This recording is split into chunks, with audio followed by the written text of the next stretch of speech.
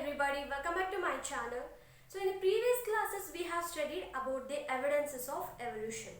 So that's the continuation of this class. Today we'll study about the biochemical evidences of evolution. In that the first one is evolution by natural selection. I know you all know about the natural selection which is given by the Darwin, where natural selection is nothing but the organism which survive, they will be got selected by the nature. So that's for the natural selection. So let me give you an example of this moth. Can you see the structures on the board? See, these two moths before industrialization in England in the year 1850. In the year 1850 in England, before industrialization,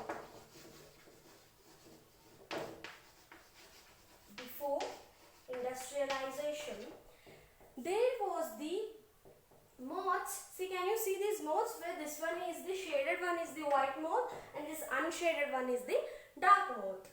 These two moths, where this example is based on the frequency or the change of frequency of the population of these two moths. So in the year 1850 in England, before the industrialization took place, at that time these moths, in that case the white moths were very more in population. So the white moths were very more as compared to the dark moths. Why? Because during the before industrialization there was no pollution and all. So that's why the number or the population of white moth were more as compared to the dark moth. But coming to the after industrialization, so we all know that due to this industrialization, the pollution and some chemical dust and all will get gathered on the atmosphere. So in the same way, after industrialization, what happened is these white moths were decreased. The population of the white moths was decreased as the population of the dark moths was increased, that was more. Why? Because during or the before industrialization there was no pollution and all, so these white moths were very more and these dark moths were very less.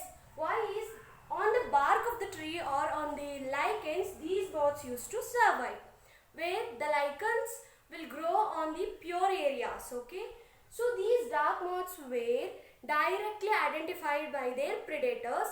That's why they were killed by their predators, hence the population of dark moths was less. But coming to after industrialization, the lichens or the bark of the tree became dark. That's why the white moths were very visible to their predators. Hence, the population of white moths was decreased and the dark moths was increased. So this is the best example for the natural selection. So nature selected the dark moths. While coming to present scenario, again the pollution is decreased and now we can also see the population of the white moths. So this is the evidence or the evidence of evolution by the natural selection. And coming to one more evidence of evolution, that is the evidence or the evolution by anthropogenic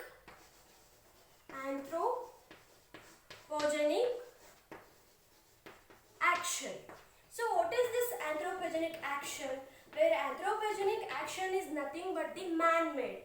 Man-made actions are called as the anthropogenic actions. So the example is farmers or we human beings, what we do is we use excess of herbicides and also the pesticides, insecticides and all. Why we use these as the fertilizers or chemical compounds is due to avoid the growth of the unwanted plants or to avoid the unwanted insects. So in the year or due to these pesticides, where many insects they came and they used to damage the growth of the plant. So government once used the DDT compound. So the DDT compound stands for dichlorodiphenyl trichloroethane. This DDT was sprayed for the insects. So soon after spraying of this DDT to these insects, all these insects got vanished. So the population of these insects, when the first spraying of the DDT was done, the population of insect was vanished. So it was very less. So but soon after this second time or again after some time, when we sprayed DDT to the insects, some insects did not die. They did not die. Why? Because in the environment there were always the presence of the two forms of species. That is, there were already the presence of the two species of the insects. The first one is pesticide or insecticide resistant ones, and the one more one is sensitive pesticides or the sensitive insects. So when the first DDT was sprayed, all the sensitive insects were dead, they were killed. But after some time, the insects were again grown up. So those insects are the resistant insects because they were not vanished by the spraying of the DDT, because they were resistant to this DDT. So how we can say that is, so here the resistant insects which have adopted the capability to survive even though the spraying of the DDT. So that's why here the insect or these organisms got the adaptation to live. And moreover, these resistant insects have the more capability of reproduction. Hence, they reproduced more, and after spraying of the DDT to these resistant insecticides or these insects, they did not die. So this is also the example or the evidence or evolution by the anthropogenic action. So we all know that Darwin, who is a scientist who gave about the natural selection, he said that evolution is a random process, slow process, and also it will be occurring in a direction. But there came a one more scientist called De Vries. He studied more about this evolution and he said that no, evolution can be also the fast process. As Darwin said that evolution is a slow process, but the De Vries came and said that evolution can be also the fast process. Why? Because now just now we have seen about the DDT spraying to the insects. Okay, the resistant insects, they were evolved fastly.